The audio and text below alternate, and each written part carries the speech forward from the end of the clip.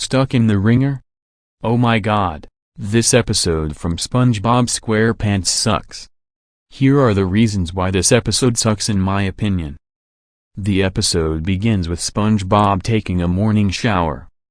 When he gets out, he dries himself off in his Wringer.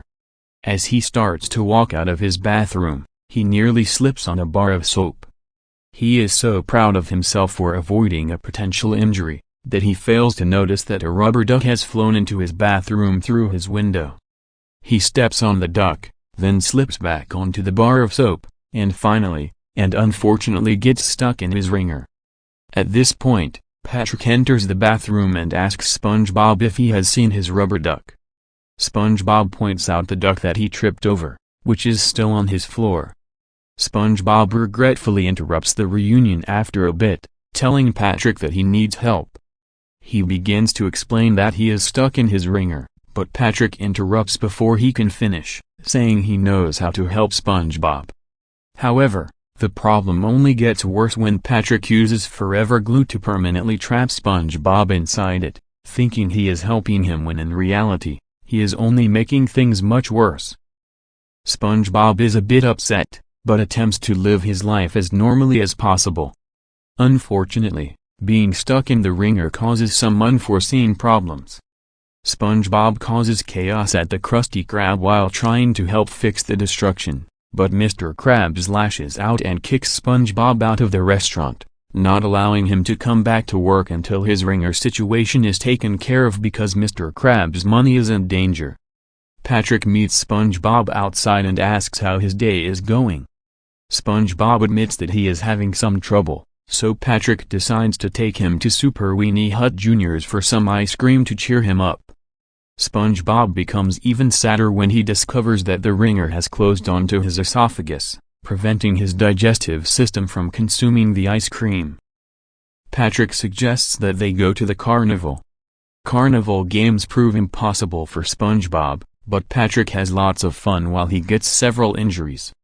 Patrick's good luck annoys SpongeBob that he attempts to offer him his cotton candy, which finally causes him to lose his temper and shout at Patrick for ruining his life, stating that he would not be stuck in the Wringer had it not been for the forever glue. Patrick desperately admits he was only trying to help, but SpongeBob furiously lashes out at him for his stupidity, even shouting the exact same thing Mr. Krabs said to SpongeBob earlier at the Krusty Krab, "Help. I think you've helped quite enough today," which makes Patrick run off crying as a result. The other fish, believing that SpongeBob was being mean to Patrick, became disgusted with his outburst, and they formed a silent angry mob. Sandals angrily tells SpongeBob that his body isn't the problem, but his heart, and that he deserved what he got. As Sandals and the angry mob walked away muttering, SpongeBob frowns in shame, feeling guilty for having snapped at Patrick. The next morning, Patrick tries to ignore the fact that all of the things he usually does involve SpongeBob, and keeps telling himself that he is not supposed to care about him anymore. Patrick finds that forgetting about his best friend is impossible and enters SpongeBob's house. Inside, Patrick finds a depressed and slightly crazed SpongeBob watching TV static. Horrified by this, Patrick realizes his mistake and blames himself for SpongeBob's problem and cries in remorse. His tears splash onto the glue and melt some of it.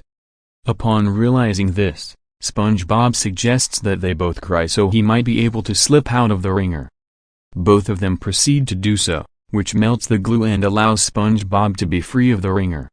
SpongeBob and Patrick hug when the former tosses the Wringer into the air.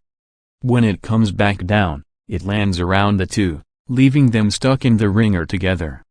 This causes another conflict, but SpongeBob does not worry because he is at least stuck with his best friend. The episode ends with Patrick asking if he should use the forever glue again. And that's how the episode goes.